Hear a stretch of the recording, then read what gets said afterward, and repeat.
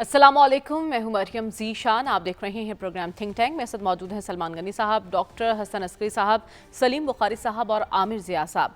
नाज़रीन, रमज़ान का चांद तो नज़र नहीं आया, अलबत्ता उसकी तलाश की गई, लेकिन 2 रोज़ से जो अपोजिशन की कॉन्फ्रेंस जारी थी उसमें भी हमें तलाश थी ग्रैंड अलायंस की, लेकिन अभी तक वो भी बनता दिखाई नहीं दिया। जो एलामिया सामने आया उसमें वही मुतालबात किए गए: असीरान की रिहाई, आइन और कानून की हुक्मरानी और मुतसादिम तरामीम का खात्मा। और ये भी अहद किया गया कि इस एलामिये में जो जो बातें की गई हैं उसको अमली जामा पहनाने के लिए जिद्दोजहद की जाएगी मुश्तरका तौर पर। लेकिन ये बात वहाँ पर हमें पूरी होती दिखाई नहीं दी जब अपोजिशन की जमात JUIFA ने इस एलामिये पर दस्तखत ही नहीं किया, और उनका कहना था कि हमें पर्सनली मदऊ किया गया था, हम अपना पॉइंट ऑफ व्यू सामने रख के गए थे, एक इत्तेहादी के तौर पर सामने नहीं गए थे। तो इसकी नतीजा खेज़ी पर हमें बात करनी है। ये कॉन्फ्रेंस किन हालात में हुई और कैसे हुई इसका भी हम जिक्र करेंगे, लेकिन जिस मकसद के लिए ये कॉन्फ्रेंस बुलाई गई थी वो मकसद पूरा हुआ या नहीं, ये हम पहले जानने की कोशिश कर लेते हैं। सलमान साहब, सबसे पहले तो एक सवाल उठाया जा रहा है हुकूमत पर कि हुकूमत इतना घबरा क्यों गई? ये कॉन्फ्रेंस ही तो थी, होने दी जाती है। और दूसरा, इसकी नतीजा खेजी पर मैं आपका पॉइंट ऑफ व्यू जानना चाहूँगी। देखें, जहाँ तक इस कॉन्फ्रेंस के इनकाद और इसके हवाले से पैदाशुदा रुकावटों का जिक्र है, तो मेरा ख्याल है उसका कोई जवाज़ नहीं था कि अगर पाकिस्तान की पॉलिटिकल लीडरशिप कौमी इशूज़ के हवाले से किसी एक जगह बैठना चाहती है और बैठकर मुल्की हालात पे गौर व गौज़ करना चाहती है तो उसकी इजाज़त होनी चाहिए। और बात यह कि पाकिस्तान के अंदर एक मुंतखब हुकूमत है और हम कहते हैं कि जमहूरियत और जमहूरी अमल का तसलसल जारी है, तो फिर इस तरह की रुकावटों का, कदगलों का कोई जवाज़ नहीं। जहाँ तक नतीजा खेजी की बात है तो मैं आपको याद करवाता चलूँ कि लास्ट वीक मेरा ख्याल हमारे सारे पैनल की राय ये थी कि जी ये एक कौमी कॉन्फ्रेंस तो मुनक्किद हो रही है, यकीनन उस पर कौमी इशूज़ पे बातचीत होगी, लेकिन ये जो ग्रैंड अलायंस है इस पर पेशरफ नहीं होगी। और आपको याद होगा कि मैंने उस वक्त भी बड़े वसूख से आपको कहा था कि JUI इसका हिस्सा नहीं बनेगी, और यही वजह है कि उन्होंने एलामिये पे दस्तखत नहीं किए।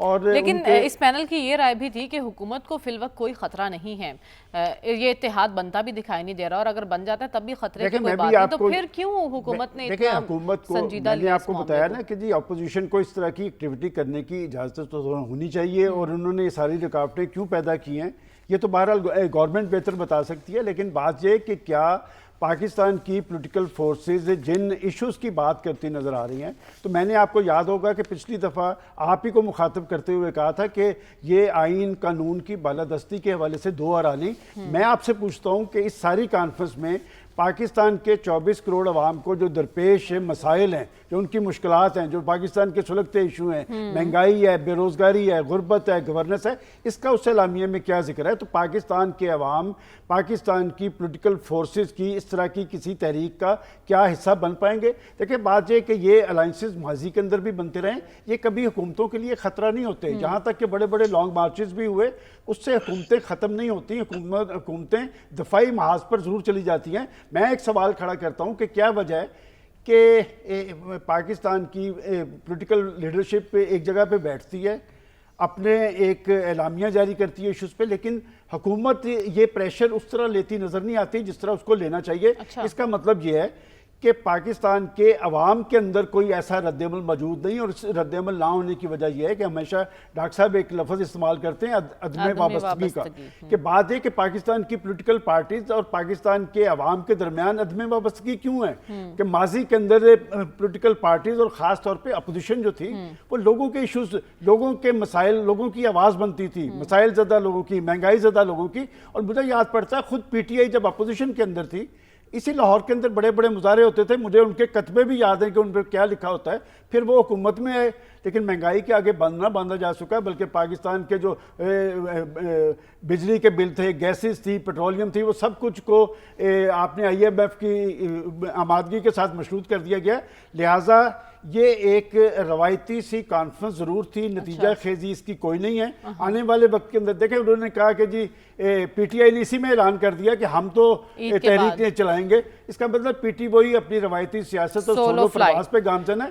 लेकिन JUI भी कह रही है कि हम 20 अप्रैल के बाद मुतहर्रिक होंगे। वो JUI अपने प्लेटफॉर्म से सरगर्म होगी, वो इनके साथ नहीं जाएगी। आप लिख के रख लें, JUI उनके साथ नहीं जाएगी, इसलिए कि JUI और PTI के दरमियान जो असल लड़ाई है वो तो पख्तूनख्वा की लड़ाई है। अगर मौलाना फजलुर रहमान पाकिस्तान के अंदर धांधली का रोना रोते नजर आ रहे हैं। वो तो मुतासर हैं खुद पख्तूनख्वा के कि उनकी सीटें तो चली गई पीटीआई के पास। लिहाजा अभी तक मैं नहीं समझता कि कोई बड़ा कंसेंसस हो पाया है।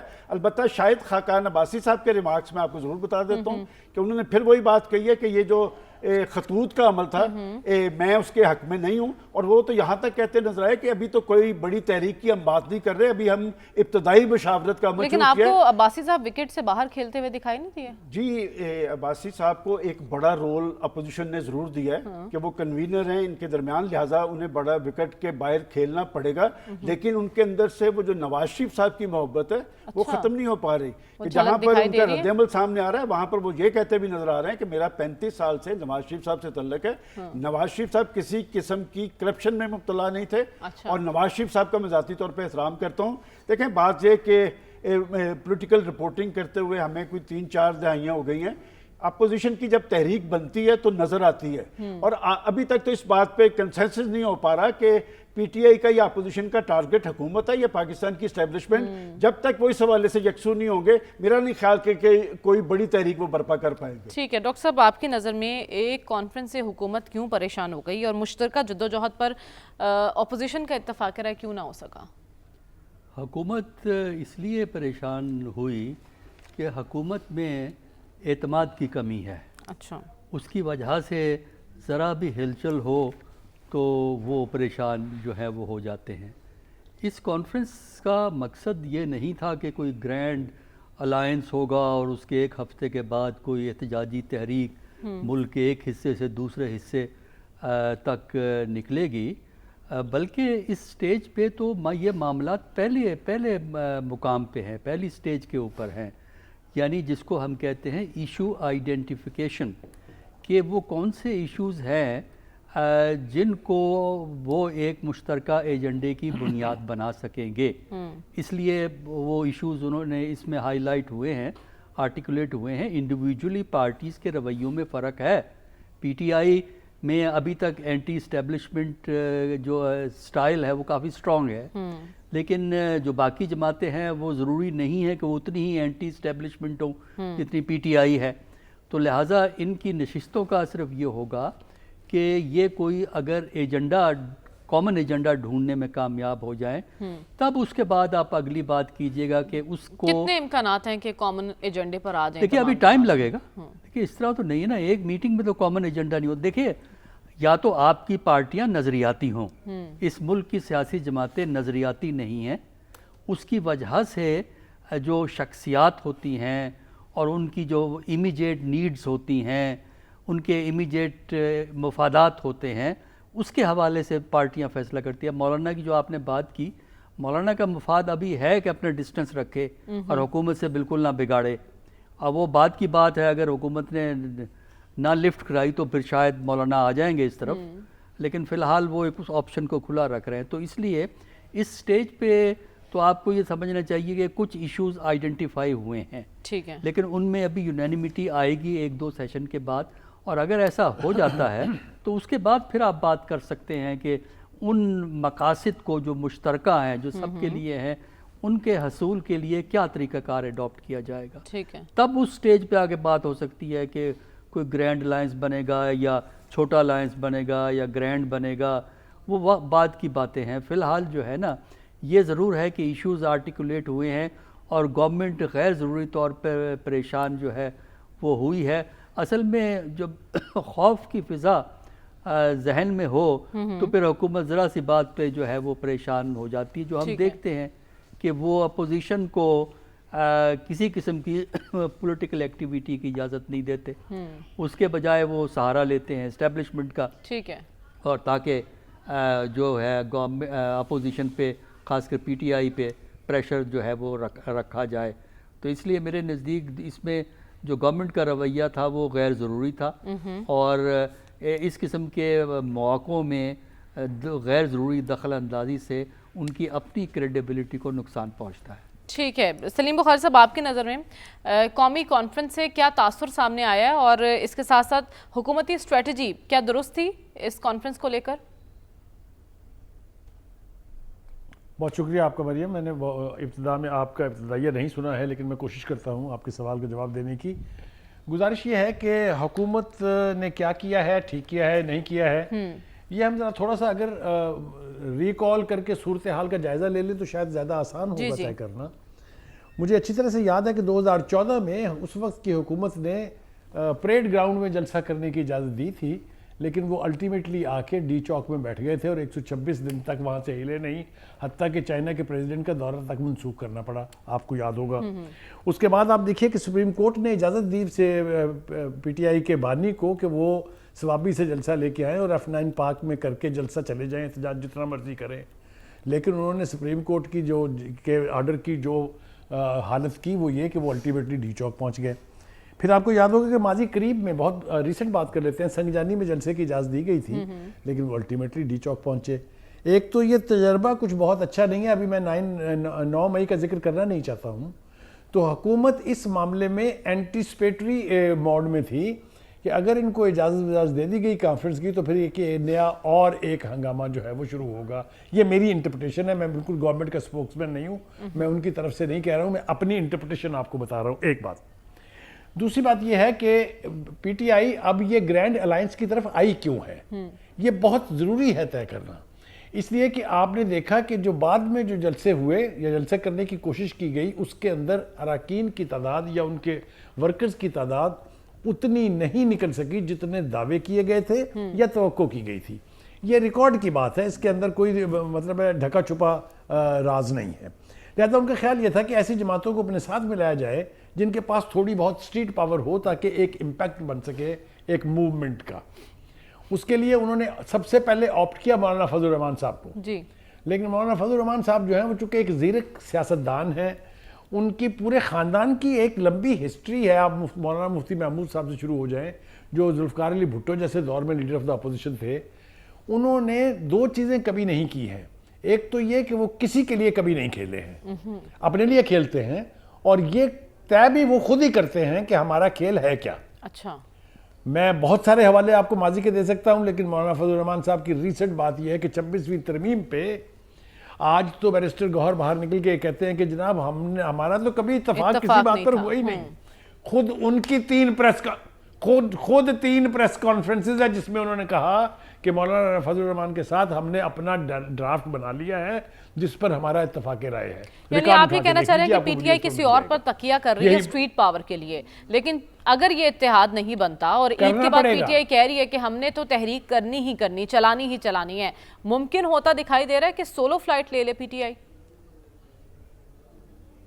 देखिए, सोलो फ्लाइट अगर लेनी होती तो फिर इन छोटी छोटी पार्टियों के आगे जाके बिछने की जरूरत नहीं थी। और ये मैं क्यों कह रहा हूं, आप मुझे बताइए कितनी शदोमद के साथ ये कहा गया था कि अब हमने सिविल नाफरमानी की तहरीक जो है उसका लोगों को कह दिया है, बाहर के लोगों को कह दिया है कि वहां पैसे ना भेजें पाकिस्तान में। क्या हुआ उसका? एक बात। दूसरी बात यह कि जो जमातें साथ अब हैं इनमें ज़रा इनकी अपनी थोड़ी बहुत जो हैसियत है वो तय करना भी ज़रूरी है। शायद खान अब्बासी साहब और ये अपने मिफ्ता इस्माइल हों, चाहे वो दूसरे लीडर जो KPK से आए हैं, नहीं अचक ज़ैनी और दूसरे अब्बासी साहब जो हैं, इनकी अपनी हैसियत यह है कि पीपल्स, हाँ जी, मेहताब खान अब्बासी, बिल्कुल ठीक, थैंक्स फॉर करेक्शन। इन तीनों की पार्टी से निकलने के बाद ज़रा हैसियत तय कर लीजिए। क्या हुआ पाकिस्तान अवाम पार्टी का जो मुफ्ता इस्माइल और उसने बनाई थी? तो ये सारी पोस्चरिंग इसलिए की गई थी कि एक ग्रैंड नेशनल अलायंस का पोस्चर बन जाए और छोटी छोटी पार्टियां अपने कुछ कुछ वर्कर साथ लेके आएंगी तो एक तहरीक की शक्ल बनेगी। अच्छा। मौलाना मैंने कह दिया कि इनकी विकेट पर नहीं खेलेंगे, इनके पास अपनी कॉन्स्टिट्यूंसीज नहीं है, ये बंदे कहाँ से लाएंगे? तो सोलो फ्लाइट तो करनी पड़ेगी। ये नाकाम होने जा रहा है तजर्बा, मैं आपको बता रहा हूँ, इसलिए कि इनमें से किसी में कैपेसिटी नहीं है सिवाय तरीके इंसाफ के और मौलाना फजल रहमान के कि वो बंदे बाहर निकाल सके। तो मुझे ये लगता है कि ये जो अलायंस बन रही है, मैं इत्तेफाक करता हूँ सलमान गनी साहब से कि ये आप देखिएगा ये किस तरीके से विदर अवे होगी।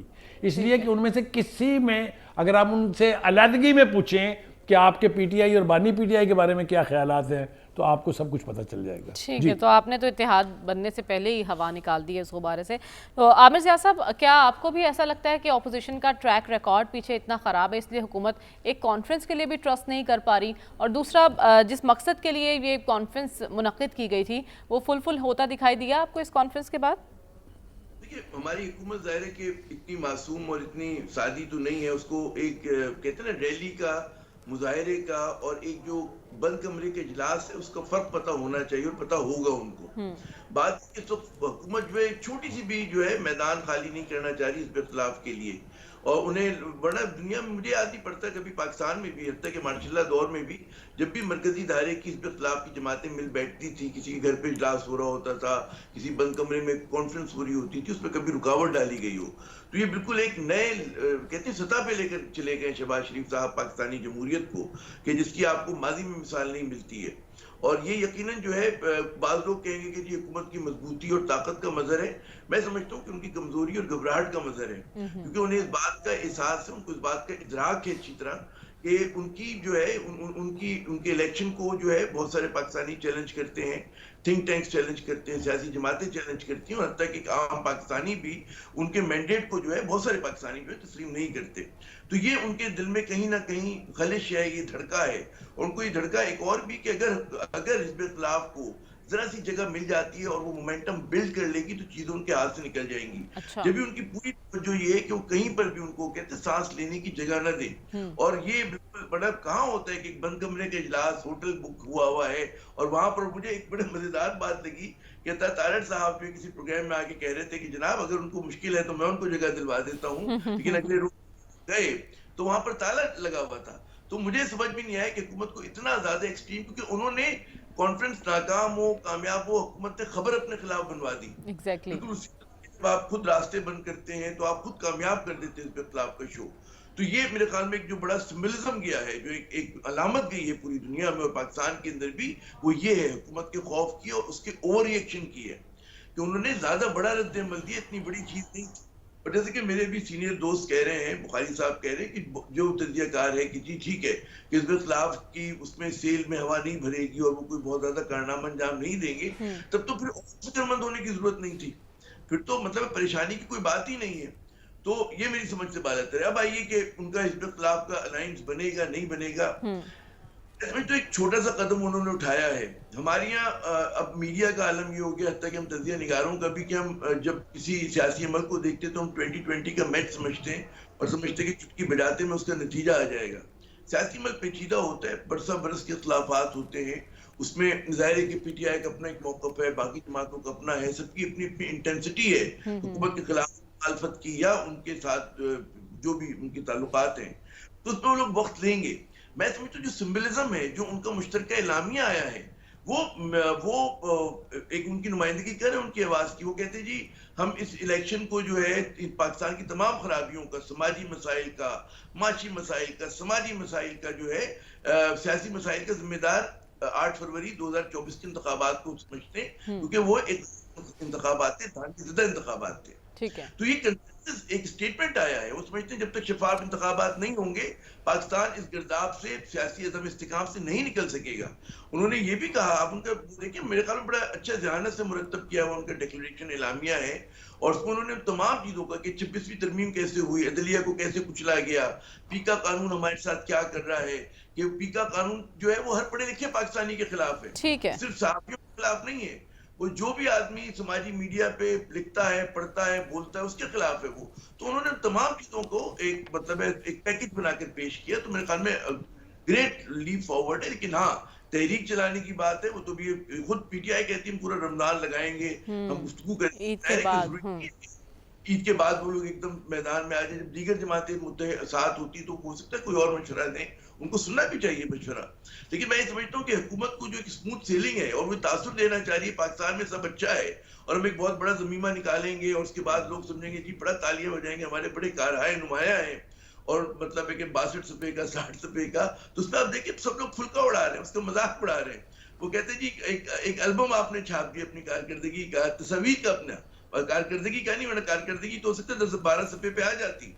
तो लोग ये भी कहते हैं कि जितनी तस्वीर छापी है तो उसका खर्चा भी फिर जिनकी छपी उनको उठाना चाहिए, ना कि सरकारी खर्च से दें। वो आप देखिए गरीब मुल्क है, आपका मुल्क मकरूज मुल्क है, IMF के दर पे पड़ा हुआ है। यही तो अलमिया है हमारे मुल्क का कि जो भी हुकूमत में आता है, चाहे आज की अपोजिशन हो या फिर आज की हुकूमत हो, आज की हुकूमत अपोजिशन में जाएगी तो वो यही एतराज़ात उठाएगी, और कल की हुकूमत जब आज अपोजिशन में आई है तो उनके भी सेम एतराज़ात हैं इश्तिहारात को लेकर। खैर, आप ये कह रहे हैं कि हुकूमत अपोजिशन को स्पेस नहीं देना चाहती और अभी बहुत कम उम्मीदें हैं, लेकिन हो सकता है ये इत्तेहाद बन जाए। हमें प्रोग्राम में आगे बढ़ना और बात करनी है वफाकी काबीना में बड़े इजाफे की। क्या इसका जवाब बनता था? जानेंगे इस ब्रेक के बाद। Stay with us.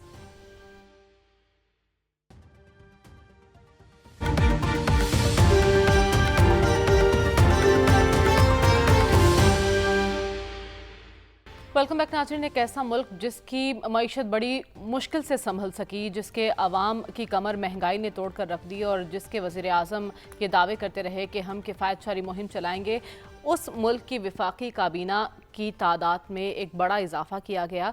और ये इजाफा क्यों किया गया और किन किन लोगों को शामिल किया गया, ये सब जान लेते हैं हम। सलमान साहब, एक तो बड़ी तादाद को शामिल करने की ज़रूरत क्यों पेश आई, और परवेज़ खटक साहब से मुतालिक मैं स्पेशली आपसे जानना चाहती हूँ। ना तो वो हुकूमत का हिस्सा, ना इत्तेहादियों का हिस्सा, फिर वज़ीर आज़म के मुशीर कैसे लग गए? देखें, ये कैबिनेट में इजाफे की खबरें चंद हफ्तों से आ रही थी और इस हवाले से जो हुकूमती इत्तेहादियों का हुकूमत पर दबाव था। अच्छा। अब जितना बड़ा इजाफा हुआ है कि ये जो प्राइम मिनिस्टर बनने के बाद उन्होंने कैबिनेट अनाउंस की थी, ये उससे दुगना इजाफा है और उन्होंने अपने इत्तेहादियों को भी अकोमोडेट किया, लेकिन बड़ी तादाद में इसमें मुस्लिम लीग नून के वज़रा शामिल हुए। ये तो एक तरफ हुकूमती एतमाद का मंजर है कि उन्हें कोई फ़िक्र फाका नहीं है, उन पर कोई प्रेशर नहीं है। दूसरी बात, जहाँ तक परवेज़ खटक साहब की है, ये बड़ी सिग्निफिकेंट है। मैंने जब ये नाम पढ़ा और मुझे इस बात पे यकीन नहीं आया, चूँकि ये वो चीफ मिनिस्टर थे पख्तूनख्वा के जिनके मालम जब्बा का केस और 1 बिलियन ट्री और करप्शन के इल्ज़ामात, और मैं तो हैरान था इस पे खुद पख्तूनख्वा की लीडरशिप उस वक्त जब ये कैबिनेट अनाउंस हो रही थी वो जाती उम्रा में बैठे थे। वहाँ पर हमारे दोस्त जाहिद खान साहब वो पाकिस्तान मुस्लिम लीग नून में शामिल हो रहे थे और PTI की अपने मुस्लिम लीग नून की लीडरशिप वहाँ पर नवाज शरीफ साहब के पास मौजूद थी। क्या परवेज़ खटक साहब की वहाँ क्या मजबूरी थी? मेरा ख्याल है अगर मजबूरी में आपको बताऊं तो उन्हें कोई असाइनमेंट जरूर दी गई है पख्तूनख्वा के वाले से, लेकिन पाकिस्तान मुस्लिम लीग नून के अंदर बड़ी शदीद रिजनमेंट है। और बात यह कि ये जो सियासी वाबस्तगियों की तब्दीली का अमल है, इसने पाकिस्तान में सियासत और जमहूरियत को कमज़ोर किया है। और अलमिया ये है, मैं आपको पूरी एक तारीख बता सकता हूँ कि अलमिया ये है कि पाकिस्तान में सियासी वाबस्तगियाँ तब्दील करने वाले हमेशा सरखरू होते हैं। ठीक है। और पॉलिटिकल वर्कर जो है बेचारे देखते रह जाते हैं। तो इसलिए मैं समझता हूँ कि पाकिस्तान की पॉलिटिकल पार्टीज जो हैं वो मजबूत नहीं हुई। लेकिन सबसे अहम बात ये कि अब वो जो पीपल्स पार्टी की बात हो रही थी कि पीपल्स पार्टी वफाकी हुकूमत है, वो बाब अब बंद हो गया, बंद हो तो चुका है। और वो बाब क्यों बंद हुआ है और पीपल्स पार्टी के लिए क्या पैगाम है ये जो हालिया इकदाम किया गया वफाकी काबीना में इजाफे का? डॉक्टर साहब, पीपल्स पार्टी पीछे क्यों रह गई है इसमें? देखिए, पीपल पार्टी के लिए एक बड़ा वाज़ेह पैगाम है कि जो आपको ओहदे मिल गए हैं वो बहुत हैं और बग़ैर किसी रिस्पॉन्सिबिलिटी के अच्छे ओहदे मिले हैं। बाकी अगर पीपल पार्टी का ख्याल है कि PMLN उसको पंजाब में जगह देगी तो PMLN कोई इतनी ना तजर्बेकार जमात नहीं है कि वो अपने पाँव पे कुल्हाड़ी मारने के लिए अपनी सीटें PPP को दे जो कि क्लेम करेगी प्राइम मिनिस्टर के ऑफिस को। तो इसलिए जो है ना, PPP का तो यही है कि जो कुछ मिल गया है उस पर खुश रहो और बाकी पंजाब में उनका कोई फ्यूचर नहीं है। अगर वो इस सिस्टम का हिस्सा, जो मौजूदा सिस्टम का हिस्सा रहते हैं या बाहर आएँ तब मुकाबला करें। दूसरी तरफ जहाँ तक हुकूमत का ताल्लुक़ है, देखिए पॉलिटिकल पार्टी में और जो बरसर इक़्तिदार तबके होते हैं उनमें बहुत से मफादात होते हैं, मफादाती ग्रोह होते हैं, कुछ अहम शख्सियात होते हैं, उनको आप अकोमोडेट करते हैं। तो यहाँ भी हमें यही नज़र आया है कि PMLN ने अपने बहुत से लोगों को जिन्होंने खिदमत की है माजी में उनको अकोमोडेट किया है, जिन्होंने शोहरत उनकी गुफ्तगू की वजह से बनी है उनको उन्होंने अकोमोडेट किया है। इससे कोई गवर्नेंस तो बेहतर नहीं होगी, ठीक है, क्योंकि गवर्नेंस बेहतर करने के लिए तो प्रोफेशनलिज्म की ज़रूरत होती है जिसकी हमारे यहाँ कमी है। हाँ, अलबत्ता ये है कि सियासी तौर पर हुकूमत अपने लिए सपोर्ट को बढ़ा रही है और वो सपोर्ट उनको पार्टी के अंदर और पार्टी के बाहर जो है वो मिल जाएगी।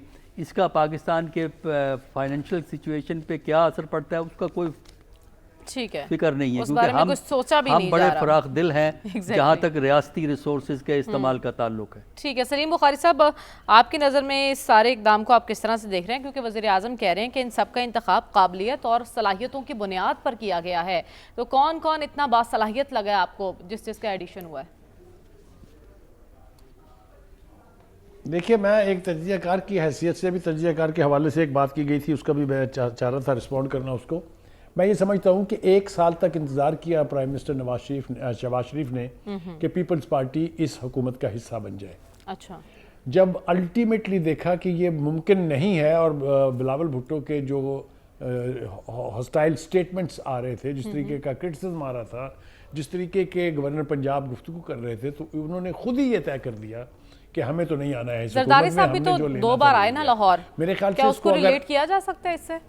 मैं अर्ज करूं आपसे, मेरे ख्याल से वो यहाँ पर आए हैं पीपल्स पार्टी की रिवाइवल के लिए। ये एक पूरा बड़ा मौजू है, इसलिए कि ये बात आप तय कर लें कि वही पार्टी मरकज़ में हुकूमत और राज करेगी जो पंजाब में बेहतर परफॉर्म करेगी, चाहे वो पीपल्स पार्टी की 3 हुकूमतें हैं, चाहे वो PMLN की 3 हुकूमतें हैं। इन 6 के 6 मरतबा पंजाब में जिसने सबसे ज़्यादा सीटें ली थी उसी ने हुकूमत बनाई थी। लिहाजा नवाज शरीफ ने वापसी के बाद खुद तो ये फैसला कर लिया कि मैं प्राइम मिनिस्टर नहीं बनूंगा, बल्कि कुछ लोगों के खिलाफ कि मैं लंगड़ा लूला प्राइम मिनिस्टर नहीं बनूंगा, लेकिन उन्होंने अपनी बेटी के साथ मिलकर पंजाब को फोकस किया हुआ है।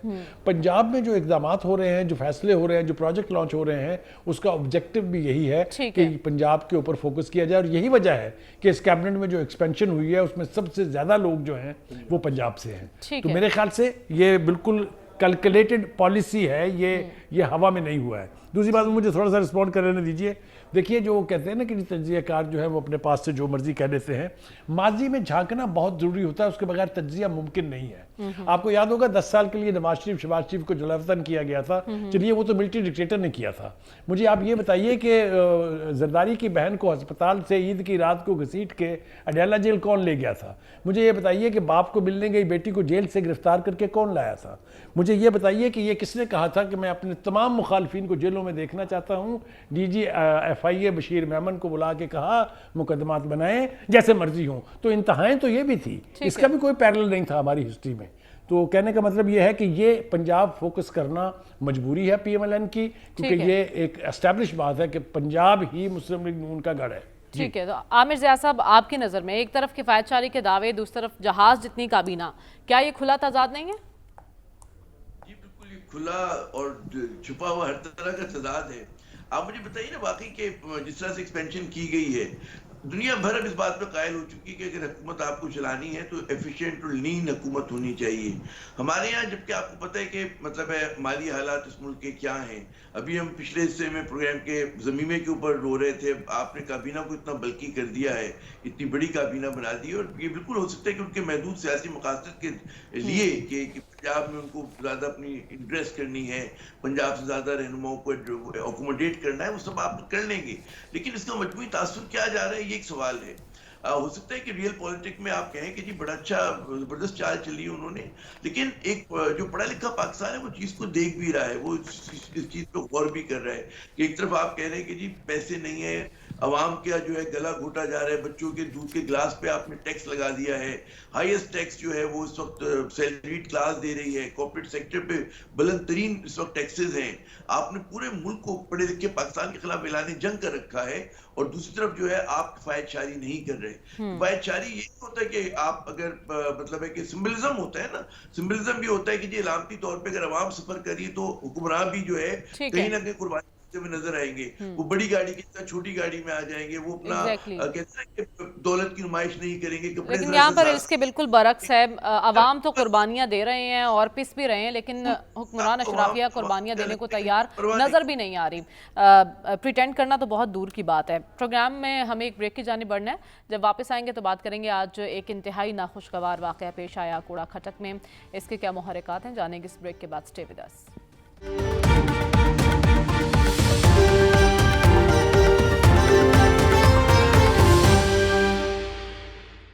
वेलकम बैक नाजरीन। अमन दुश्मनों ने एक बार फिर वार किया और जुमे की नमाज के दौरान खुद कुछ धमाका किया गया।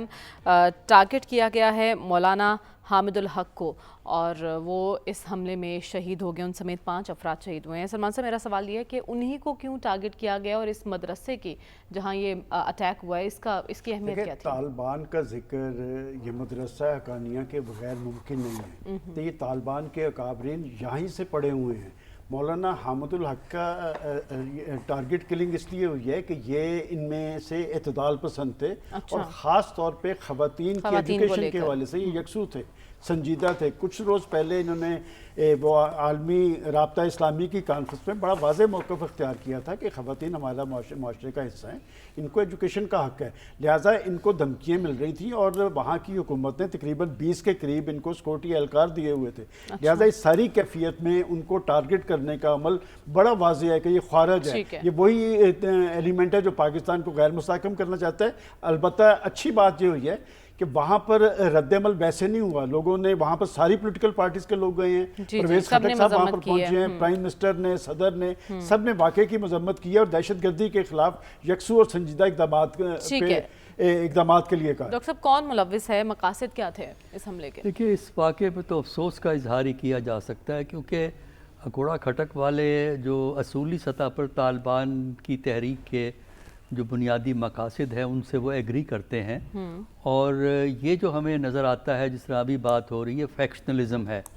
और आम तौर पे हमने देखा है इस किस्म की जो इंतहा पसंद तंजीमें होती हैं वो फिर उनमें ग्रोह बंदियाँ होती हैं और फिर वो एक दूसरे को ख़राब करने की कोशिश करते हैं, जो जिसका यहाँ यही मज़र हमें यहाँ नजर आता है। क्या करें, ये उन्हीं मामलात का शाखसाना आपको मालूम होता है। सलीम बुखारी साहब, वक्त बहुत कम है हमारे पास, शॉर्टली बता दीजिए आज जो अफसोसनाक वाक़या पेश आया है, दहशतगर्दी का रुझान जो है, इसके खात्मे के लिए मुमकिन इक़दाम क्या करने होंगे?